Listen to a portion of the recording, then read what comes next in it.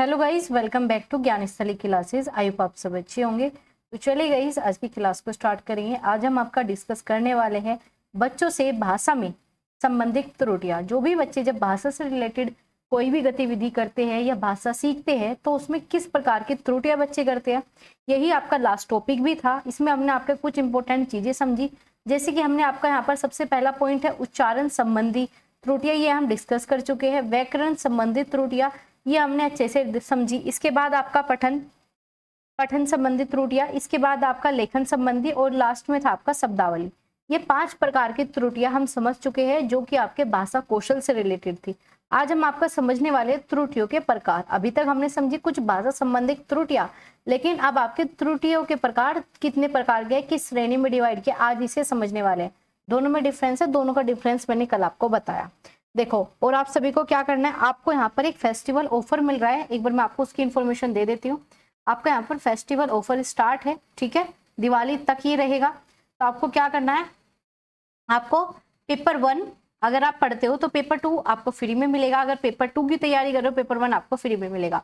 तो मतलब आप दोनों एग्जाम दे सकते हो। आप सभी को पता है सीटेट का, तो आपको पेपर 1 खरीदते हो तो एक कोर्स आपको फ्री में मिलेगा, ठीक है। एक ही आपको फीस देनी पड़ेगी और फीस मात्र आपकी 999 रुपये है, ठीक है। इसमें पेपर 1 पेपर 2 दोनों आपको दिया जाएगा, ठीक है। इतनी बात आपको समझ में आई। ये आपका ऑफर लिमिटेड समय तक है, लिमिटेड लोगों के लिए है, तो परचेज कर लो। 999 रुपये में आपको नोट्स, पीडीएफ, पीपीटी सारी चीज मिलेगी, प्लस आपको क्लासेस, लाइव क्लासेस सारी मिलने वाली है, ठीक है। ज्ञान स्थली का ये पूरा कंप्लीट कोर्स है, आपको जाकर परचेज करना है। परचेज के लिए मैं आपको नंबर बता दूंगी, आप कमेंट बॉक्स में बता देना, मैं आपको नंबर वगैरह शेयर कर दूंगी। आप कॉल करके सारी कोर्स की डिटेल ले सकते हो, कौन कौन आपको पढ़ाने वाला है, क्या सारी इन्फॉर्मेशन। और आप सभी को पता है ज्ञान स्थली जो है आपका काम के लिए ही जाना जाता है। कितना बेस्ट कंटेंट और कितने बच्चों का यहाँ पर सिलेक्शन हो चुका है, तो आप सभी जो है सिलेक्शन की तरफ बढ़ सकते हो, ज्ञान स्थली के साथ जुड़ सकते हो। तो अगर हम बात करें आपके टेलीग्राम चैनल को भी आपको ज्वाइन करना है। टेलीग्राम चैनल पर आपको बहुत सारी अपडेट मैं आपको शेयर करती हूँ, टेलीग्राम चैनल ज्वाइन कर लेना। साथ ही साथ आपका चैनल पर नए हो तो चैनल को सब्सक्राइब, शेयर, लाइक सभी कर देना, ठीक है। कहने की आपको आवश्यकता ना पड़े, क्योंकि जैसा कंटेंट आपको प्रोवाइड किया जाता है ऐसा आपको कहीं नहीं मिलने वाला। तो चलिए स्टार्ट करेंगे भाषागत त्रुटियां के प्रकार। तो इसमें आपकी 2 इंपॉर्टेंट श्रेणी रखी गई है। पहला है आपका व्यवस्थित, दूसरा है आपका अव्यवस्थित। ऐसी त्रुटियां जो आपको व्यवस्थित फॉर्म में मिलती है, अव्यवस्थित जो कि आप एक तरीके से आपका बिखरी हुई मिलती है। ये 2 प्रकार की त्रुटियां है, कौन कौन सी, व्यवस्थित और आपका अव्यवस्थित। चलिए पहली त्रुटि पे चलेंगे। अगर हम आपकी बात करें व्यवस्थित त्रुटियां, इसमें क्या होता है, अगर मैं आपको समझाऊं, ठीक है, पहले मैं आपको एक बेसिक सी इंफॉर्मेशन दूंगी। अब मान लीजिए मैंने आपको लास्ट क्लास में भी एग्जांपल दिया था, आपके वहां पर शाम को, शाम ऐसे बोला जाता है, ठीक है। शाम मतलब आपका इवनिंग टाइम, उसे आप क्या बोल रहे हो, सांझ बोल रहे हो। सांझ भी बोला जाता है और कोई कुछ बोलता है, कोई कुछ, ठीक है। तो क्या है, सांझ बोला जाता है। अब सांझ जो है गलत है शब्द, सांझ क्या है, गलत है, क्योंकि ऐसा कोई भी ना तो आपको हिंदी की कहीं भी डिक्शनरी या शब्दावली में सब देखने को मिलेगा, ठीक है। सांझ नहीं होता कुछ भी, ठीक है। अब क्या है, वो शब्द आपका गलत है, लेकिन आप क्या करोगे, इसे बार बार बोलोगे। क्यों, क्योंकि आपकी फैमिली में ये ही बोला जाता है, ठीक है। ऐसे आपका चाय को कोई चा बोलता है, ठीक है, चाय को कोई चा बोलता है, तो ये सब बिल्कुल गलत है, इसका कोई सेंस ही नहीं है, लेकिन आप बार बार बोलोगे। क्यों, क्योंकि आपकी मम्मी यही बोलती है, आपके पापा यही बोलते हैं। ऐसे ना जाने कितने ऐसे शब्द हैं जो कि आप बोलते ही रहते हो लेकिन वो गलत है। आप भी को भी पता है कि वो शब्द होते ही नहीं है, लेकिन हाँ आपकी मदर टंग में वो ही शब्द बोले जाते हैं, तो कहीं ना कहीं वो शब्द गलत है, लेकिन आप फिर भी बोलते हो। तो ये आपकी व्यवस्थित त्रुटियां है, ये आपको मिलेगी ही मिलेगी। आप कितना भी चाहो, ये आपको त्रुटियां देखने को मिलती है। और इसका एकमात्र क्या है संसाधन, या एकमात्र आपका उपाय क्या है कि आप क्या कर सको, इसे फॉर्मल तरीके से। जब आप स्कूल में जाते हो ना, तो स्कूल में कोई बच्चा तड़की तड़क नहीं बोलता, क्या बोलेगा, सुबह ऑटोमेटिक अपनी लैंग्वेज चेंज करेगा। क्यों, क्योंकि उसे पता है उस इन्वायरमेंट में रहेगा तो वहां पर उसे सुबह ही बोलनी पड़ेगी, ठीक है। बहुत सी जगह तड़की तड़क बोला जाता है, अगर वो बोलोगे तो क्या गलत चीज है भाई, ठीक है। तो क्या है, वो अपने आप को फॉर्मल लैंग्वेज में कन्वर्ट कर लेता है। फॉर्मल मतलब आपकी बिल्कुल मानक भाषा, मानक जो आपकी हिंदी में बिल्कुल सही है, ठीक है। तो उसमें उसने अपने आप को चेंज कर लिया। तो या तो आपका स्कूल हो सकता है, या फिर कोई भी आपकी औपचारिक या शुद्ध परिवेश, ठीक है, या आप ऑफिस में जाने लगो, तो क्या होता है, चीजें आपकी चेंज हो जाती है। अब मान लीजिए कुछ ऐसे शब्द मेरे होंगे जो मैं भी बोलती होंगी, ठीक है, मेरी फैमिली बोलती है, लेकिन जब मैं आपको पढ़ाती हूँ उन शब्दों का यूज नहीं करती। मैं क्या करती हूँ, शुद्ध आपको भाषा परिवेश देने का ट्राई करती हूँ। क्यों, क्योंकि मुझे पता है आपके लिए जो मेरे शब्द है वो आप नहीं जानते होंगे, और ऐसे कुछ आपके शब्द होंगे जो मैं नहीं जानती, लेकिन हमारी एक फॉर्मल लैंग्वेज है, अगर हम उसमें बात करें तो उसमें आपको भी समझ में आएगा और मुझे भी समझ में आएगा, समझाने में मुझे भी हेल्प होगी। तो ये क्या है, ये ही आपका है व्यवस्थित त्रुटियां। वो त्रुटि होती है जो आपकी फैमिली इन्वायरमेंट से आपको मिली है और ना चाहते हुए भी आप इन्हें खत्म नहीं कर सकते, ठीक है। लेकिन आपका इसका उपाय यही है कि आप ऐसे इन्वायरमेंट में रहने लग जाओ, आप ऐसी स्कूल या फिर ऐसे संस्था से जुड़ जाओ जहाँ पर आपकी लैंग्वेज खुद ब खुद इंप्रूव हो जाती है। आपने देखा होगा कुछ बच्चे बिल्कुल ठेठ बोलते हैं, खड़ी बोली बोलते हैं, लेकिन जैसे वो किसी ऑफिस या कहीं लंबे समय तक रहते हैं तो क्या करता है, उनकी लैंग्वेज ऑटोमेटिक चेंज हो जाती है, वो सही बोलना स्टार्ट कर देता है। वो क्या करते हैं, बिल्कुल सही तरीके से भाषा का प्रयोग करने लगते हैं। क्यों? क्योंकि उनका इन्वायरमेंट, उनका भाषा परिवेश वो चेंज हो चुका है। समझ में आया व्यवस्थित त्रुटियां क्या होती है? ये मैंने आपको अपनी सिंपल लैंग्वेज में आपको समझाया। ये बताइए आपको समझ में आया या फिर नहीं, आप मुझे एक बार कंफर्म कराइए, फिर आगे चलेंगे आपका। चलिए अब बात करेंगे व्यवस्थित। अब देखो अव्यवस्थित क्या है, ठीक है, इसकी हम ये डिटेल में डेफिनेशन भी समझेंगे, लेकिन पहले इन दोनों में अंतर समझो। अब अव्यवस्थित क्या है? अव्यवस्थित ऐसी त्रुटियां है जो क्या होगी आपकी, ये ऐसा नहीं है कि आप ये कह दो ये बिल्कुल स्थायी है, ये फिक्स ही है, नहीं, ये फिक्स नहीं है। अब मान लीजिए मुझे गुस्सा आ रहा है तो मैं उल्टा सीधा आपको गलत शब्दों का प्रयोग कर दूंगी, मुझे भी नहीं पता मैं क्या कहूंगी, ठीक है। ऐसे ही आपके साथ भी होता है।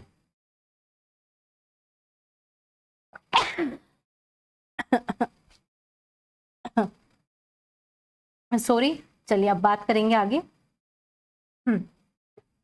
अब क्या आपका व्यवस्थित त्रुटियां, इसमें क्या होता है, इसमें आपके अस्थायी अशुद्ध स्थायी ना होकर तत्कालीन कारणों से मिलती है। मतलब आपको गुस्सा आ रहा है, आपको घबराहट हो रही है, आपने देखा होगा कभी आपको प्रेजेंटेशन कहीं पे देनी होती है तो आपकी आवाज या फिर आप जो है घबराने लगते हो, तो वो क्या है, वो आपने कहीं से देखी नहीं, कहीं से सीखी नहीं, कहीं से वो स्थायी थी नहीं, लेकिन वो आपके कहीं ना कहीं कुछ ऐसे रीजन होते हैं। आप घबरा गए तो गलत बोल दिया, आपको गुस्सा आ गया तो आपने उल्टा सीधा बोल दिया। तो ये क्या आपके किसी भी आवेग, किसी भी इमोशन से हो सकती है।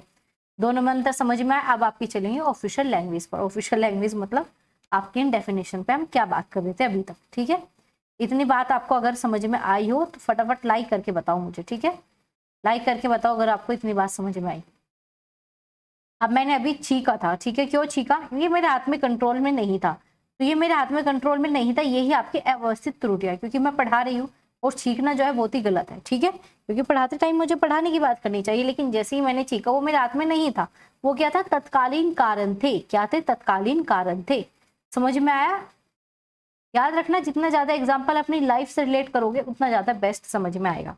चलिए अब बात करेंगे व्यवस्थित त्रुटियां। ऐसी त्रुटि होती है जो भाषा व्यवहार की उन मूल या फिर कह सकते हो अशुद्धियां है जो कि किसी व्यक्ति के परिवार या फिर परिवेश, परिवार या फिर परिवेश मतलब उसका इन्वायरमेंट की गत संस्कारों, संस्कारों कह सकते हो, या फिर उनकी भाषा, संस्कृति, सभ्यता से कह सकते हो।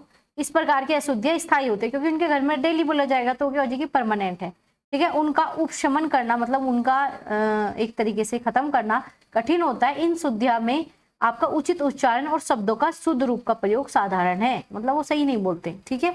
अनुचित उच्चारण करेंगे लेकिन उनके लिए वो सही है क्योंकि वो वैसे ही बोला जाता है।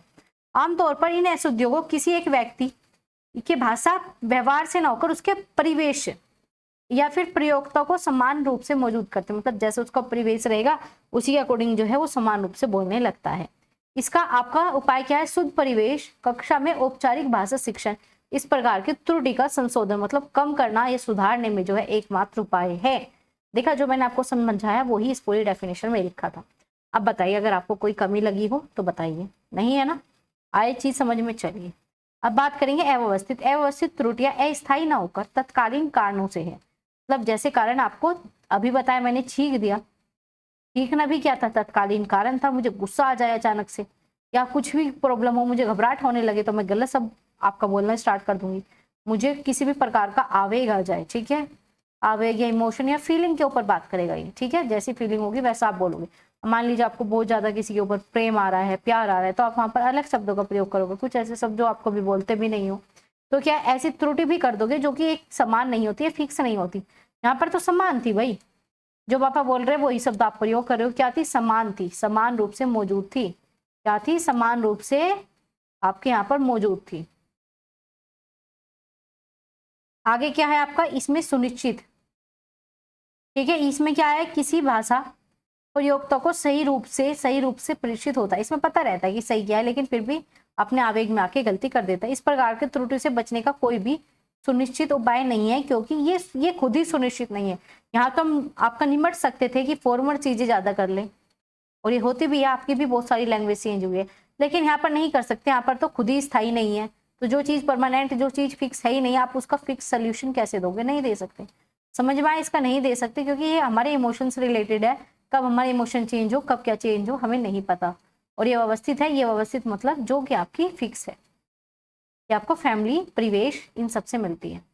जो शब्द मैं बार बार यूज करती हूँ इन्हें याद रखना। आगे चलेंगे भाई। इतना पॉइंट आपको समझ में आया? बहुत ही बेहतरीन तरीके से समझाया मैंने। एग्जाम्पल है आपको ऐसे दिए जो कि आपकी लाइफ में होते हैं। आगे चल रहे हैं भाई, ठीक है। अब है आपके इनके कारण क्या है। अब क्या करेंगे भाई? कारण पढ़ेंगे भाई, कारण भी तो होते हैं ना।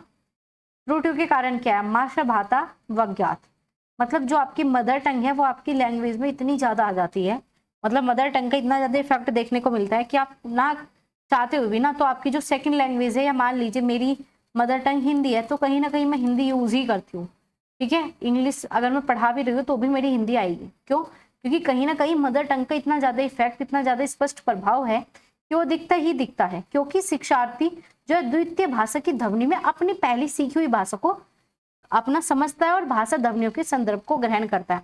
अब आपने देखोगा बहुत ही अच्छा इंग्लिश भी बोलता है, ठीक है, इंग्लिश बहुत अच्छे से बोलता है, कहीं ना कहीं अगर वो आपका इंडिया से है तो कहीं ना कहीं उनकी लैंग्वेज में हिंदी टच या अलग तरीके की इंग्लिश देखने को मिलेगी। कहीं बाहर का है तो अलग, ठीक है। क्यों? क्योंकि हम बचपन से हिंदी से रहे, कहीं ना कहीं कनेक्ट हम करते हैं, यही रीजन है आपका। तो हमें क्या, ऐसी ध्वनियां हमारे अंदर होती है, ऐसे संदर्भ होते हैं जिसका हम प्रयोग करते ही करते हैं, चाहे हम कोई सी भी लैंग्वेज, क्योंकि हमारी पहली लैंग्वेज मदर टंग बहुत ज्यादा हमारे अंदर होती है। अब आपको कहा जाता है कि आप इंग्लिश में ही सोचो। हमारी इंग्लिश कमजोर क्यों होती है इंडिया वालों की? क्योंकि हम क्या करते हैं, हिंदी में सोचते हैं, इसी वजह से गड़बड़ करते हैं, क्योंकि हमारी मदर टंग है। तो कहा जाता है ना कि आप इंग्लिश में ही सोचना शुरू करो, आपकी स्पीकिंग स्किल अच्छी हो जाएगी, यही तो रीजन होता है। चलिए आगे बात करेंगे। ये समझ में आया पॉइंट? मातृभाषा का स्पष्ट प्रभाव क्या है? मातृभाषा का स्पष्ट प्रभाव। चलिए आगे बात करेंगे। इतना पॉइंट क्लियर हुआ भाई आपको? ये बताओ, यहाँ तक कोई दिक्कत हो बताइए, वरना फिर आपका आगे चलेंगे। चलो अब बताइए, लक्ष्य भाषा की संरचनात्मक जटिलता। अब मैंने बताया हिंदी हमें आती है भाई, हिंदी हमारी भाषा है, ठीक है। अब हमें इंग्लिश सीखनी है, तो इंग्लिश की जो स्ट्रक्चर है वो आपको भी पता है कितने डिफिकल्ट है, कितने रूल है, कितने नियम है। लेकिन जब आपने कभी हिंदी सीखी, कोई रूल नियम देखा भाई? कभी भी नहीं देखा। हिंदी में कोई आपने रूल नियम याद किया? नहीं किया। क्यों? क्योंकि वो तो आपकी मदर टंग थी, वो हमने अर्जित की थी। याद रखना, अर्जन करना सिखाया था, और अधिगम। लेकिन जो हमारी इंग्लिश है या फिर लक्ष्य भाषा कौन सी जो हमें सीखनी है? लक्ष्य भाषा कौन सी जो हमें सीखनी है? उसकी संरचना की कैसी हमें जटिल लगती है, संरचनात्मक लगती है। क्यों? क्योंकि हमें भाई उसमें रूल पढ़ने पड़ेंगे। हमें क्या पढ़ने पड़ेंगे? रूल पढ़ने पड़ते हैं, व्याकरण पढ़नी पड़ती है, ठीक है। तो इसकी संरचना भिन्न होने पर द्वितीय भाषा सीखने वाले छात्र जो है भाषा के कुछ स्तर पर अधिकार प्राप्त नहीं कर पाते और उन्हें कठिनाइयां होती है, इसलिए त्रुटियां भी करते हैं। क्यों? क्योंकि कुछ ऐसे स्तर लेवल होते हैं जिन पर बच्चे अच्छे से नहीं समझ पाते, क्योंकि द्वितीय भाषा में रूल नियम काफी है। तो इसी वजह से क्या होते हैं, वो गलती करते हैं। इसी वजह से बहुत ज्यादा गलती आपको देखने को मिलती है। समझ में आया भाई? आगे चले। अच्छे शिक्षकों का अभाव, सब जड़ आपकी यही है। जड़ क्या है? अच्छे टीचर मिलते ही नहीं है, ठीक है। अच्छे टीचर मिलेंगे नहीं तो गलतियां बच्चे करते ही रहेंगे, सुधार उनमें होगा नहीं, ठीक है। अच्छे टीचर नहीं मिलेंगे और सुधार उनमें होगा नहीं, यही तो कारण है। तो अच्छे शिक्षकों का अभाव, और इसी वजह से आपको सीटेट में चीजें पढ़ाई जाती है ताकि आप अच्छे टीचर बन सको। आपको क्या करना है? पढ़ाना ही तो है। तो उसके लिए ही तो आपको सीटेट कराया जा रहा है। सीटेट इसलिए नहीं कराया जा रहा है आप कुछ और ऐसा समझो कि नौकरी मिलेगी, नहीं। सिर्फ आपको ये देखने के लिए कराया जा रहा है कि आप टीचर बनने लायक हो या फिर नहीं। तो इसमें क्या होता है, हमें अच्छे शिक्षकों का अभाव देखने को मिलता है, और छात्र जो है भाषा का उच्चारणगत अशुद्धियां करते हैं, क्योंकि टीचर स्वयं जो है अपने किसी वर्ण या गलत शब्द का तरह से उच्चारित करता है, ये गलत लिखा हुआ है, और वैसे ही बच्चा उच्चारण करेगा, ठीक है। देखो अब क्या है, टीचर भी गलत उच्चारण करता है तो बच्चा भी गलत ही सीखेगा, टीचर सही बोलेगा तो बच्चा सही सीखेगा। तो ये भी क्या है, इससे भी क्या होती है, त्रुटियां होती है। अगर बात करें उच्चारण का मानक भाषा मातृभाषा से भी होना, अब क्या उच्चारण जो है हमारी मानक भाषा, ठीक है, इसमें हमारी मातृभाषा पहले से सेव होती है, तो इस वजह से हम और भी ज्यादा गलतियां करते हैं। हमारी मानसिक स्थिति ठीक ना होना, बहुत से टाइम ऐसा हो जाता है कि आपके माइंड में कुछ ना कुछ चीजें चलती रहती है, तो आप चीजें जो है गलत बोलने लगते हो, तो कई त्रुटि आपको तब देखने को मिलती है। आगे विज्ञान शब्दावली में अपरिचित तथा उसका ज्ञान न होने के कारण भी त्रुटि आपको मिलती है। मतलब बहुत से ऐसे शब्द होंगे जिसके बारे में आप नहीं जानते, तो आप उसे क्या बोलोगे, गलत बोलोगे। ज्ञान नहीं होने के कारण भी आप गलत लिखोगे। ठीक है, आपने देखा होगा बच्चों को इमला बोली जाती है, ठीक है, क्यों बोली जाती है? क्योंकि नए शब्द मिलेंगे, नई शब्दावली मिलेगी, गलती करेंगे तो नए शब्द सीखेंगे। लेकिन जो वे गलती क्यों करते, क्योंकि वही शब्द ज्यादा गलत करेंगे जो उन्होंने कभी पढ़े नहीं है, ठीक है, या लिखे नहीं है, वही चीजें यहाँ पर आ जाती है। इस प्रकार त्रुटि से बचने का कोई भी सुनिश्चित उपाय नहीं है, क्योंकि इनके लिए कोई भी सुनिश्चित परिस्थिति नहीं है। अब मान लीजिए हमें पता ही नहीं है बच्चा कब ज्यादा गलती करेगा, कब कम गलती करेगा, जब हमें सुनिश्चित परिस्थिति नहीं है तो हम कैसे बता देंगे, कैसे क्या सारी चीजें फिक्स है, नहीं बता सकते। तो अब हम बात करेंगे आगे। इतना समझ में आया भाई, त्रुटियां समझ में आ गई, कारण समझ में आए, हम इतनी गलतियां क्यों करते हैं, इतना समझ आया आपको? नहीं आया तो भी बताइए, आ गया तो भी बताइए। चलिए आगे बात करेंगे अब आपका। अब हमने त्रुटियां तो देख ली, अब इनके उपाय क्या होंगे? गलती तो देखी, अब इनके उपाय क्या हो सकते हैं बताइए। ठीक है, कुछ उपाय आप मुझे कमेंट करके बताइए इनके अलावा जो सामने लिखे हुए। अब मान लीजिए सबसे पहले क्या, भाषागत त्रुटियों को दूर करने के उपाय। सबसे पहले क्या, सही अक्षर का बोध कराना, हमें बताना कि सही होता ही क्या है। अगर आप टीचर हो तो आपको क्या करना है, बच्चों को बताना है भाई ये चीज ऐसे सही है, तो आपको क्या करना है, सही राइट चीजों का बताना है, कौन सी राइट है कौन सी रॉन्ग है। तो सही अक्षर का बोध कराओगे तो बच्चा ज्यादा बेटर तरीके से सीखेगा। बालकों को विभिन्न अक्षरों की ध्वनियों का बोध कराना, क्या करना, बच्चों को अलग अलग अक्षर आते हैं उनकी ध्वनियों को बताना। ठीक है, अंतर क्या होता है, ठीक है, ये क है, ये ख है, ठीक है, ये है, ये श है, ठीक है, इन सब में अंतर बताना बच्चों को। ठीक है, अगर बच्चों को अंतर ही नहीं समझ में आ रहा इनकी ध्वनि में, क्योंकि बहुत से देखा होगा, बहुत से क्या बोलते हैं, सब शब्द, मतलब उल्टा सीधा शब्द बोलते हैं। तो क्यों? क्योंकि बच्चों को ध्वनि का ही बोध नहीं है, और आप टीचर हो, आपको इन सब का ज्ञान बच्चों को कराना ही होगा। आगे चले, चलो ये 2 पॉइंट क्लियर हुए भाई, बताओ कमेंट करके, नहीं हुए बताओ, फिर आगे बात करेंगे। आप सभी को बताया हिंदी वर्णमाला जब हम आपकी पढ़ेंगे, सीटेट में वैसे ज्यादा नहीं आती, लेकिन फिर भी हमें व्याकरण का कुछ पार्ट करना ही होगा, तो हम व्याकरण को आपके क्वेश्चन के साथ करेंगे, प्रैक्टिस के साथ। ठीक है, तो इसमें क्या है, संयुक्त अक्षर जो होते हैं आपके डेड है, मतलब टोटल 4 संयुक्त अक्षर होते हैं, यूज हम आपके 5 करते हैं लेकिन होते 4 है। ठीक है, तो उन सभी अक्षरों से अवगत कराना कि कौन से संयुक्त है, ये आपका संयुक्त है नहीं है, ठीक है, ये आपका संयुक्त है या फिर नहीं है, इन सब का ज्ञान भी आप ही को कराना होगा। ये संयुक्त अक्षर है या फिर नहीं है, ठीक है, तो ये संयुक्त अक्षरों का ज्ञान बच्चों को कराना होगा, ताकि बच्चों को पता रहे हाँ इसमें 2 शब्द है तो 2 की आवाज आएगी। ठीक है, आगे आपका लघु और दीर्घ ध्वनि का बोध कराना, कौन सी लघु है, ये ए है, ये ई है, ठीक है, इन सब का अंतर बच्चों को कराना। अब सही उच्चारण को कहना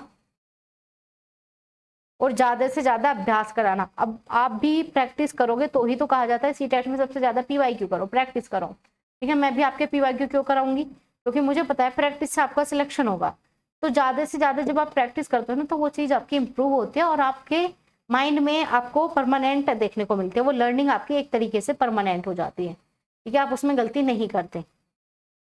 आगे बात करें, इतना समझ में आया भाई? बताइए, आप सभी कमेंट कर दिया करो, कमेंट हमेशा आपके ऑन रहते हैं, तो कमेंट करके बताया करो कि आपको इतने पॉइंट क्लियर है या फिर नहीं। आगे बात करें भाई, चलिए बताइए, आगे चले, चलो आगे चलते हैं। आगे आपका यहाँ पर बालकों में आपका बालाघात का ज्ञान, मतलब यही आपको शब्दों का ना पता होना। ठीक है, यहाँ पर गलत लिखा हुआ है, ठीक है, ज्ञान न होना।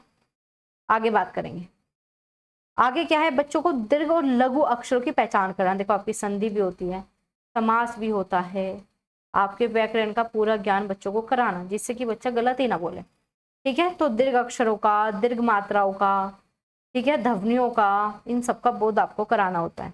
अब उच्चारण को सुधारने के लिए पाठ को बार बार बोलकर पढ़ने का निर्देश देना चाहिए। आपने देखा होगा, आपने खुद भी पढ़ा होगा अपने टाइम पे, कि आपको टीचर क्या कहते थे कि रीडिंग करो भाई, आपको क्या कहा जाता था, रीडिंग करो, रीडिंग इज द बेस्ट। ठीक है, क्यों? क्योंकि जहां पर गलती करोगे वहां पर टीचर आपको बताएगा। ठीक है, आपके जो पीयर ग्रुप होते हैं, जो आपके साथ के सहपाठी भी होते हैं, वो भी आपको बताते हैं। ठीक है, कि ये आपने गलत बोला, ये ऐसे बोला, ठीक है। तो हम, और आपने देखा होगा छोटे बच्चे को भी टीचर रिपीट कराता है। क्या कराता है? टीचर रिपीट कराता है। जो उन्होंने बोला वही पोयम बच्चे भी रिपीट करते हैं। इससे क्या होगा? इससे बच्चे जो है और बेहतर तरीके से अपना उच्चारण में सुधार ला सकता है। आगे बात करें, एक समान त्रुटि करने वाले विद्यार्थियों का समूह बनाकर दोष में सुधार करना। अब मान लीजिए कुछ ऐसे बच्चे जो लिखते ही गलत है और कुछ ऐसे बच्चे जो बोलते गलत है। क्या है?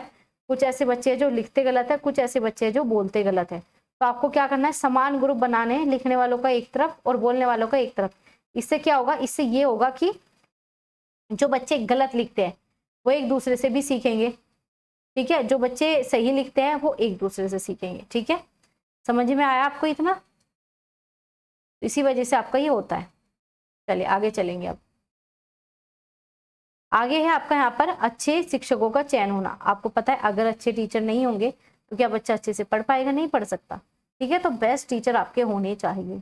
तो ये पॉइंट, अगर आपको कहीं पर कोई भी प्रॉब्लम हो, इन पॉइंट में बताइए और मुझे कुछ आप ऐसे एग्जाम्पल दीजिए जिससे कि बच्चे की त्रुटियां आती हैं, ठीक है। भाषा से संबंधित त्रुटियां बच्चा किन कारणों से करता है, ये तो हमने उपाय देख लिए, ठीक है। अब मुझे बताओ उपाय क्या हो सकते हैं जो आप त्रुटि दोगे, ठीक है। इससे भी बच्चा त्रुटि होती है और उसका समाधान क्या है। दोनों आप मुझे कम से कम 2 गलतियां मुझे बताओगे, ठीक है। बच्चा भाषा के दौरान कौन सी ऐसी 2 गलतियां करता है और उनका सुधार क्या है, या आप मुझे कमेंट करके बताओगे अभी, ठीक है। बताइए।